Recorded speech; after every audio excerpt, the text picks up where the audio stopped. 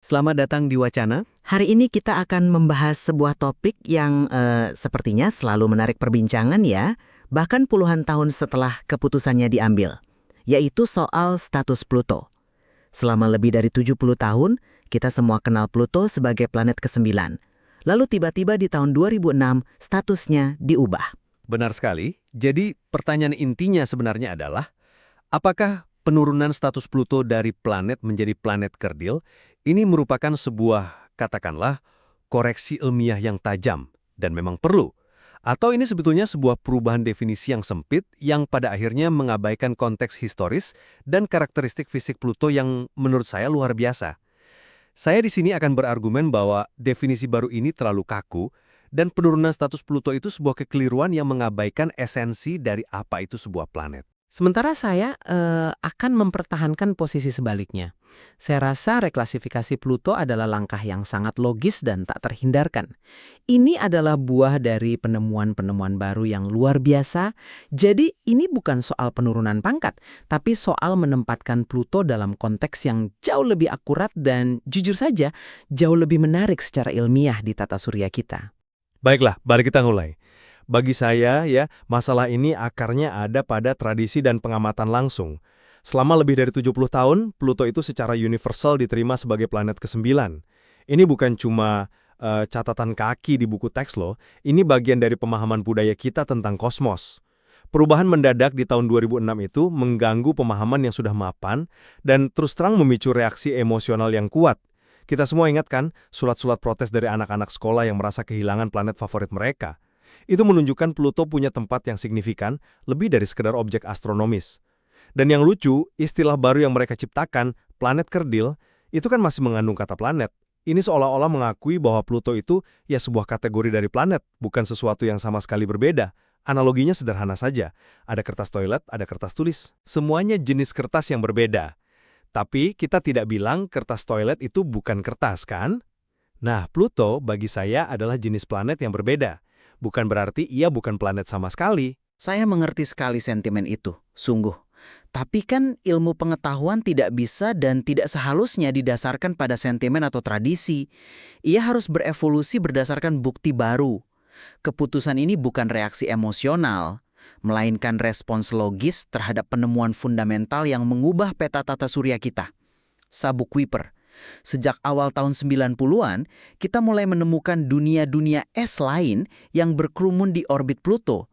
Puncaknya itu penemuan Eris di tahun 2005, sebuah objek di sabuk Kuiper yang ternyata lebih masif dari Pluto. Ini menciptakan dilema besar. Kalau Pluto itu planet, apakah Eris juga planet ke-10? Lalu bagaimana dengan objek-objek lain yang hampir seukuran Pluto seperti Makemake dan Haumea? Tanpa definisi yang jelas dan formal, kita bisa saja berakhir dengan puluhan bahkan mungkin ratusan planet baru. Kategori planet itu sendiri akan kehilangan maknanya, jadi tidak berguna. Jadi, reklasifikasi ini adalah tentang presisi, tentang konsistensi ilmiah. Ini tentang menciptakan sistem klasifikasi yang masuk akal dengan data yang kita miliki sekarang, bukan sekedar menurunkan pangkat sebuah objek yang kita sayangi. Nah, disitulah letak masalahnya bagi saya. Penciptaan definisi baru itu sendiri. Mari kita bedah kriteria yang ditetapkan oleh International Astronomical Union (IAU) pada tahun 2006. Ada 3 kan? Ia harus bulat karena gravitasinya, ia harus mengorbit matahari, dan ini dia yang paling kontroversial, ia harus membersihkan lingkungan di sekitar orbitnya. Pluto memenuhi 2 yang pertama dengan gemilang, tapi kriteria ketiga ini menurut saya agak janggal dan problematis. Apakah ada planet yang orbitnya benar-benar bersih? Bumi saja terus-menerus berpapasan dengan asteroid dekat bumi. Jupiter, planet terbesar kita, bahkan berbagi orbitnya dengan ribuan asteroid Trojan. Jadi di mana batasannya? Kriteria ini terasa dibuat-buat, seolah-olah dirancang secara spesifik untuk mengeluarkan Pluto dari klub. Itu poin yang sering sekali diangkat, dan saya rasa itu menyentuh inti kesalahpahamannya. Istilah membersihkan orbit memang terdengar sedikit membingungkan. Mungkin lebih tepat kalau kita menyebutnya dominasi gravitasi. Ini bukan berarti orbitnya harus steril, harus kosong sama sekali. Bukan. Maksudnya adalah selama miliaran tahun, objek tersebut harus menjadi penguasa di jalurnya. Ia telah menarik, melontarkan, atau mengunci sebagian besar puing-puing lain di sekitarnya ke dalam orbit yang stabil. seperti asteroid Trojan Jupiter itu. Jupiter jelas mendominasi jalurnya. Bumi juga. Massa bumi ribuan kali lebih besar dari semua objek lain di orbitnya. Sekarang bandingkan dengan Pluto. Massa Pluto bahkan tidak sampai 1% dari total massa semua objek di jalurnya di sabuk Kuiper. Ia bukan penguasa di lingkungannya. Ia hanyalah salah satu penghuni di lingkungan sabuk Kuiper yang sangat ramai. Jadi ini bukan aturan yang arbiter. Ini adalah perbedaan fisika yang fundamental tentang bagaimana sebuah objek berinteraksi dengan lingkungannya. Saya paham penjelasan soal dominasi gravitasi itu, tapi itu tetap terasa seperti sebuah konsep matematis yang diterapkan secara, retroaktif. Apakah aturan lalu lintas sebuah objek di orbitnya benar-benar lebih penting daripada karakteristik intrinsik objek itu sendiri? Coba kita lupakan sejenak definisi buatan itu dan lihat objeknya. Berkat misi New Horizons tahun 2015, kita tahu Pluto bukanlah bola es dan batu yang mati. Kita melihat sebuah dunia yang hidup dan sangat kompleks. Betul. Ada pegunungan es setinggi pegunungan Rocky, ada dataran nitrogen beku yang luas dan bergerak seperti gletser, bahkan ada atmosfer tipis berwarna biru. Ini dunia dengan geologi aktif. Sulit bagi saya untuk melihat gambar-gambar luar biasa itu dan berkata, itu bukan planet. Tidakkah seharusnya sifat fisik sebuah dunia, geologinya, atmosfernya yang menjadi penentu utama? Bukan statusnya sebagai penguasa orbit? Gambar-gambar dari New Horizons memang spektakuler, saya setuju sepenuhnya. Pluto adalah dunia yang jauh lebih menarik daripada yang pernah kita bayangkan. Tapi, keunikan dan kompleksitasnya itu justru memperkuat argumen saya bahwa ia memang termasuk dalam kategori yang berbeda. Mari kita lihat komposisinya. Lebih dari separuh volume Pluto itu es. Kalau kita secara ajaib memindahkan Pluto ke posisi bumi, panas matahari akan menguapkan es tersebut. Dan ia akan menumbuhkan ekor gas dan debu yang masif, persis seperti komet. Itu bukan perilaku sebuah planet terestrial seperti bumi atau Mars atau raksasa gas seperti Jupiter. Orbitnya juga sangat aneh, sangat miring dibandingkan planet lain, dan bahkan memotong orbit Neptunus. Jadi kalau kita memaksanya masuk ke dalam klub 8 planet, ia akan selalu jadi anomali si bungsu yang aneh dan tidak cocok. Tapi, kalau kita melihatnya sebagai prototipe, sebagai raja dari sabuk Kuiper, statusnya menjadi jauh lebih signifikan. Ia menjadi contoh terbaik dari kelas objek ketiga yang sama sekali baru di tata surya kita, dunia es. Tapi keunikan bukanlah dasar untuk diskualifikasi. Keragaman seharusnya kita harapkan dalam sistem yang kompleks seperti tata surya. Mars adalah dunia bebatuan merah yang berdebu. Saturnus punya cincin raksasa. Uranus berputar miring. Setiap planet punya keunikannya sendiri kan? Mengatakan bahwa Pluto akan menjadi komet jika lebih dekat ke matahari itu sebuah hipotesis yang menarik. Tapi itu bukan kenyataan posisinya saat ini. Di tempatnya sekarang, ia berperilaku seperti sebuah dunia yang dinamis. Fakta bahwa ia berbeda seharusnya memperkaya definisi kita tentang apa itu planet, bukan malah jadi alasan untuk mengeluarkannya. Justru, definisi ayayu yang kaku itulah yang membatasi pemahaman kita. Definisi itu bahkan sangat berpusat pada tata surya kita loh. Bagaimana kita menerapkannya pada ribuan eksoplanet yang kita temukan? Banyak raksasa gas yang kita temukan mengorbit sangat dekat dengan bintangnya di sistem yang ramai. Apa mereka juga bukan planet? Definisi ini sepertinya menciptakan lebih banyak masalah daripada yang diselesaikannya.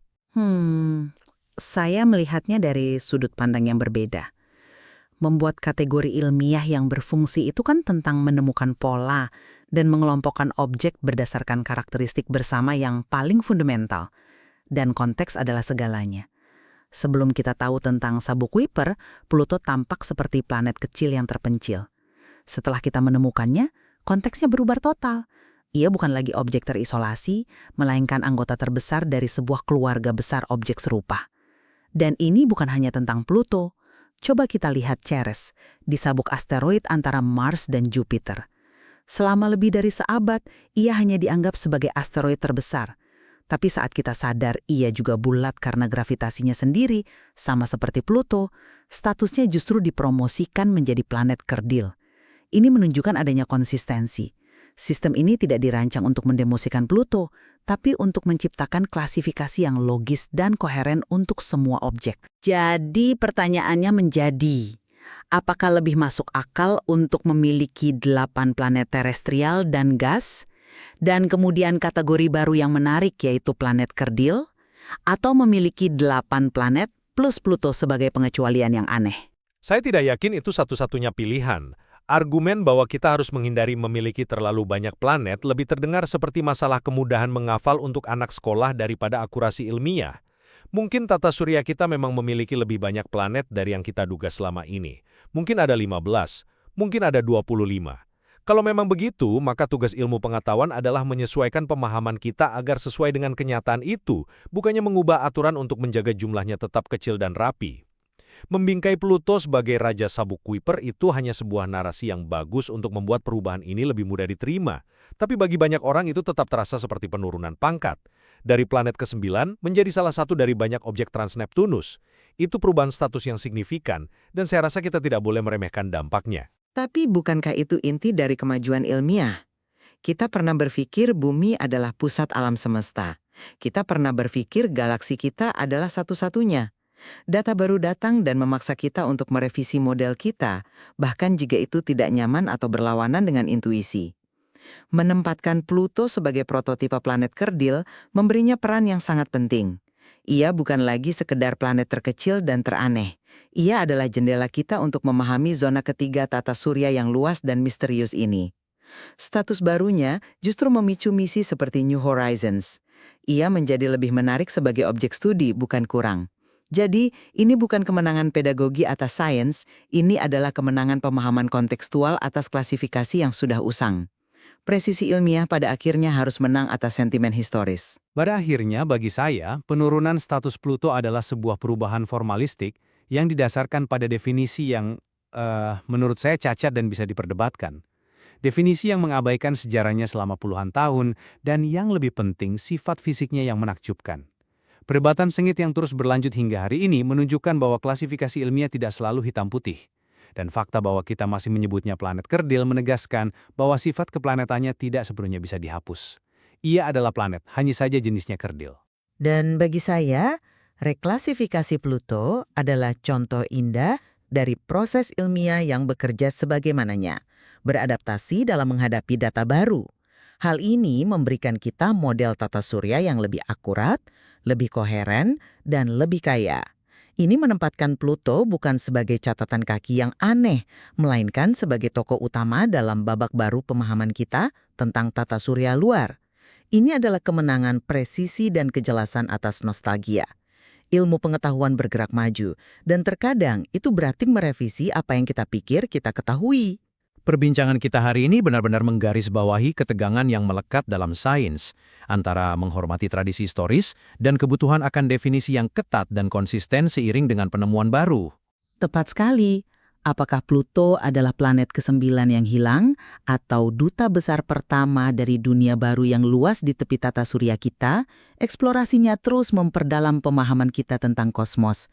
Jelas masih banyak yang bisa kita pelajari dan perdebatkan dari materi ini.